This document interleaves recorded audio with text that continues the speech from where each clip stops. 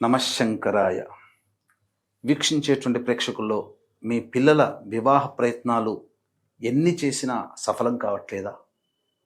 అన్యోన్య దాంపత్యంలో ఎప్పుడూ సమస్యలే వస్తున్నాయా? ఎక్కువసార్లు డైవోర్స్లు అవుతున్నాయా? అలాగే పెళ్ళై పుష్కర కాలం 10-12 సంవత్సరాలు అవుతున్న సంతానం కలగట్లేదా?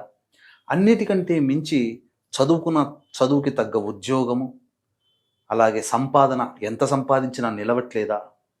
మరీ ముఖ్యంగా ఇల్లు కట్టుకోవాలనే కోరిక, సొంతింటి కల నెరవేరట్లేదా? ఆస్తుల విషయంలో తగాదాలు ఏర్పడి కోర్టుల చుట్టూ తిరగాల్సిన పరిస్థితి వస్తుందా? రిజిస్ట్రేషన్స్ కావట్లేవా? ఒకటా రెండా?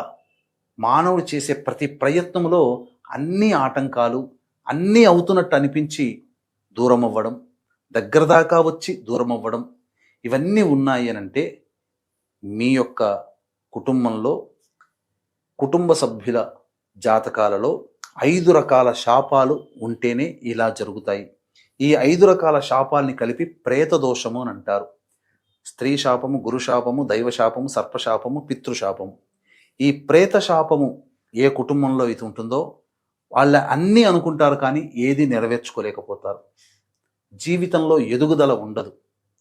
కాబట్టి ఈ ప్రేత దోష నివారణకి ప్రతి నెల మన పీఠమాధ్వర్యంలో ఈ ప్రేత దోష నివారణ కార్యక్రమాలు జరిపించడం జరుగుతుంది. ముఖ్యంగా ఈ డిసెంబర్ 23వ తారీఖు రోజున నారాయణుని యొక్క నక్షత్రం శ్రవణ నక్షత్రం. ఈ ప్రేత దోష నివారణ కార్యక్రమం ఆ రోజున జరిపించడం జరుగుతుంది. అవకాశం ఉన్నవాళ్ళు స్క్రీన్పై కనిపిస్తున్న నెంబర్కి కాంటాక్ట్ చేసి ఈ కార్యక్రమంలో మీరు పాల్గొనవచ్చు.